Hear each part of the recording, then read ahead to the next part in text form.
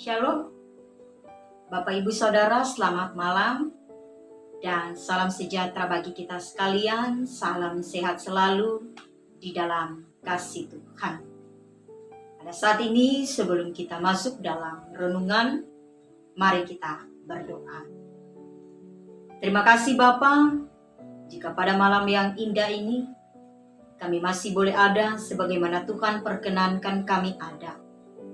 Bahkan terlebih kami boleh menikmati nafas hidup, kekuatan kesehatan tubuh yang semuanya berasal daripadamu. Kami akan merenungkan firman-Mu. Kiranya dengan urapan kuasa Roh Kudus Tuhan sajalah kami diberi hikmat untuk dapat memahami, bahkan terlebih memperlakukan firman-Mu itu di dalam kehidupan kami sebagai orang percaya. Berfirmanlah ya Tuhan, kami sedia untuk mendengarnya. Amin.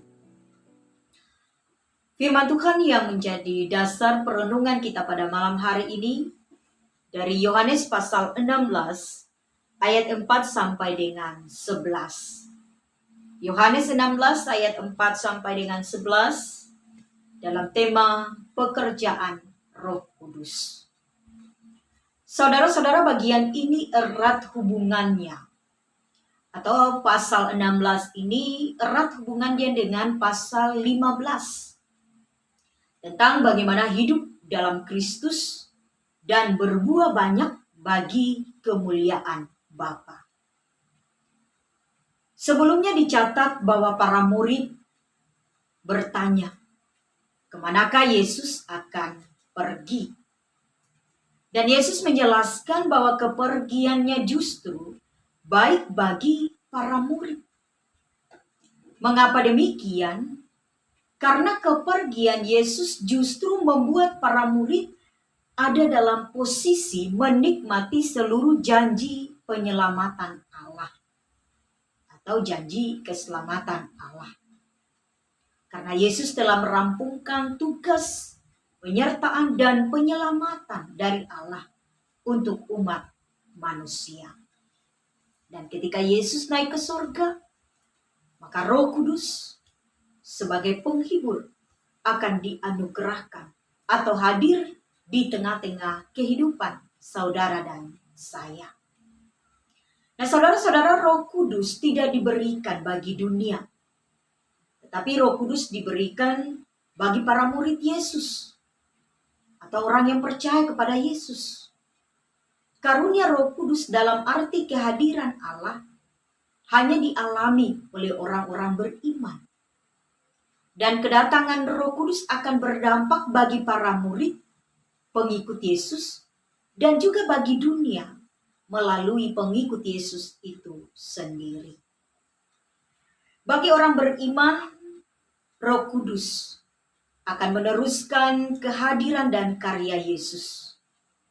Roh Kudus akan menjadi penghibur, Roh Kudus akan menjadi pendamping yang memimpin kita untuk lebih dapat mengenal akan kasih Allah di dalam setiap hati pikiran, bahkan di dalam setiap kehidupan kita sebagai murid Kristus.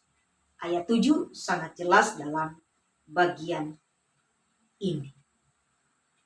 Nah, saudara-saudara, intinya Roh Kudus akan membuat setiap orang percaya mengalami persekutuan yang nyata dan akrab dengan Allah Tritunggal. Dan Roh Kudus memberi kita kemampuan untuk dapat mengenali kebenaran, melakukan kebenaran Allah yang memperbaharui kehidupan kita. Kehadiran Roh Kudus dalam hidup orang percaya serta karyanya yang luar biasa akan membawa dampak yang besar dalam kehidupan kita di tengah-tengah dunia ini. Ketika kita sebagai orang percaya akrab dengan Tuhan, menaati dan mengalami penyertaan yang baik dan kudus, maka dunia pun akan berpengaruh dengan sikap dan kehidupan kita. Sebagaimana Yesus datang bukan untuk membawa damai yang semu, tetapi membawa pedang yang membedah dan mengerat dosa. Maka demikian juga kehadiran kita, orang percaya di tengah dunia. Dari ayat 8 sampai dengan 11 dalam bagian ini yang pertama.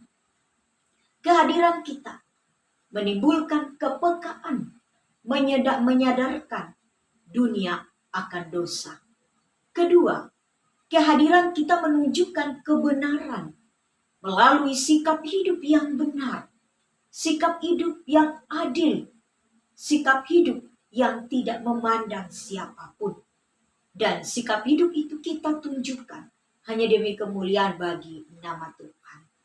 Dan bagian yang ketiga, kehadiran kita menyatakan penghakiman Allah bagi orang-orang yang tidak mau bertobat. Bagi orang-orang yang tidak mau meninggalkan cara hidupnya yang sia-sia.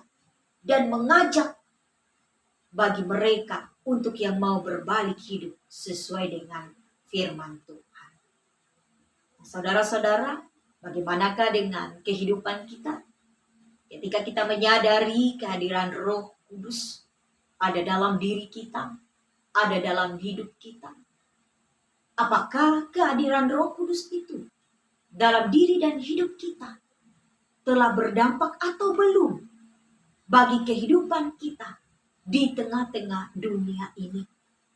Bahkan kehidupan kita itu sendiri, apakah telah berdampak bagi orang-orang di sekitar kita, terlebih bagi dunia yang kita diami? Karena sesungguhnya Roh Kuduslah yang akan memberi kita kemampuan. Roh Kudus yang akan memberi kita kekuatan. Bahkan Roh Kudus yang akan memberi kita kekuatan untuk mampu hidup di dalam kebenarannya.